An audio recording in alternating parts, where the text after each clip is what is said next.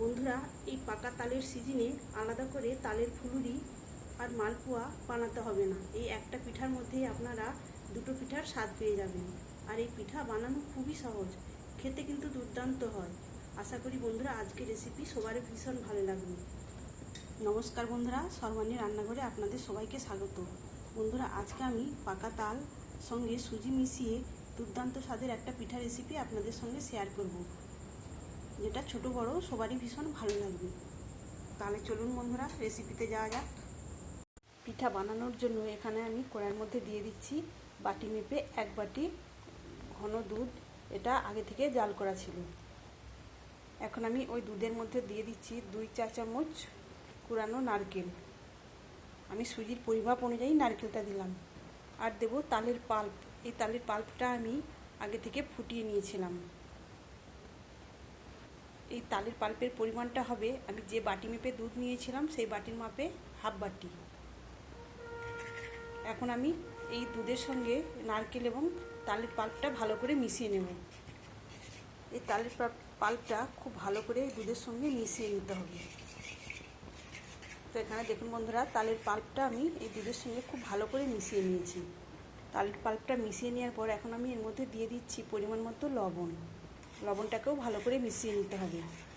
লবণটা ভালো করে মিশিয়ে নেওয়ার পর এখন আমি দেব সুজি। বাটি মেপে আমি দিচ্ছি হাফ বাটি। আমি এই বাটির মাপেই দুধ নিয়েছিলাম।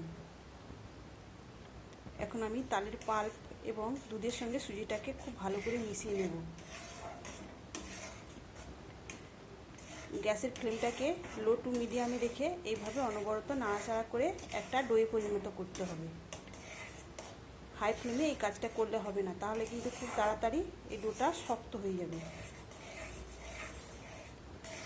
আর বন্ধুরা, এই কাজটা করতে খুব বেশি সময় লাগবে না, খুব কম সময়ে এই ডোটা তৈরি হয়ে যাবে।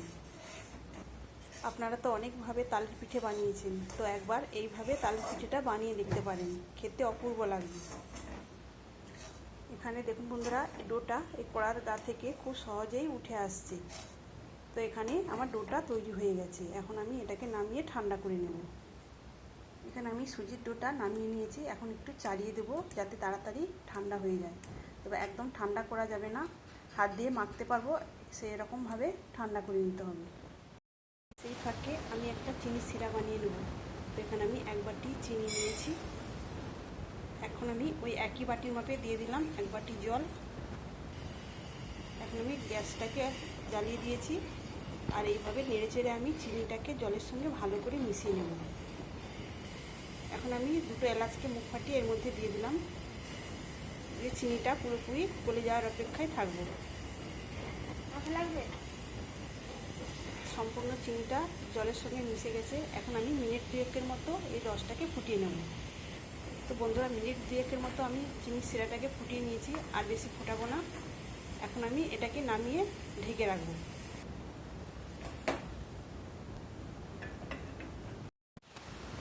এদিকে সুজির ডোটাও হালকা গরম হয়েছে, এটাকে এখন আমি মেখে নেব। তো এই ডোটাকে একটু মসৃণ করে মাখতে হবে। তো দেখুন বন্ধুরা, এখানে আমি ডোটাকে খুব মসৃণ করে মেখে নিয়েছি। এখন আমি পিঠেগুলো তৈরি করে নেব। পিঠাগুলো তৈরি করার জন্য হাতে একটু তেল মেখে নিয়েছি। এবার অল্প অল্প করে এই ডো থেকে নিয়ে আমি এইভাবে গোল করে নেব প্রথমে। তারপর একটু লম্বা করে নিয়ে 2 সাইডে একটু এইভাবে সরু করে নেব।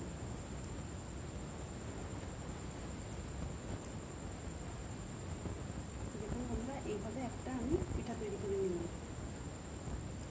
তো একই রকমভাবে আমি আবারও একটা তৈরি করে নিলাম।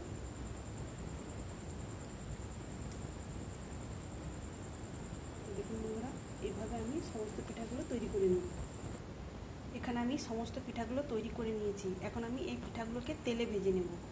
পিঠাগুলো ভাজার জন্য এখানে আমি পর্যাপ্ত পরিমাণে রিফাইন তেল কড়ার মধ্যে দিয়ে দিয়েছি, আর তেলটাও খুব গরম হয়ে গেছে। এখন আমি ভাজার জন্য এই পিঠাগুলো তেলের মধ্যে দিয়ে দেবো।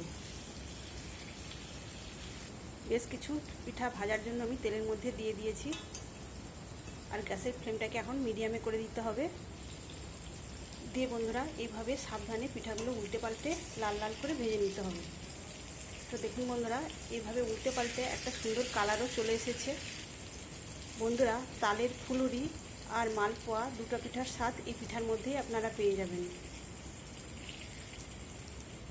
খেতে অসাধারণ লাগে এই পিঠা। আর বন্ধুরা, একবার যদি আপনারা এই পিঠা বানিয়ে খান তো আর অন্য পিঠা খাওয়ার কথা মনেই পড়বে না। বন্ধুরা, আজকের এই পিঠা রেসিপি আপনাদের যদি ভালো লেগে থাকে অবশ্যই একটা লাইক দেবেন। সেই সঙ্গে নতুন বন্ধুরা আমার চ্যানেলটিকে সাবস্ক্রাইব করে আমার পাশে থাকবেন। তো এখানে আমার পিঠাগুলো ভাজা হয়ে এসেছে, আর বেশি লাল করে ভাজবো না। এখন আমি এগুলোকে তেল থেকে তুলে নেব।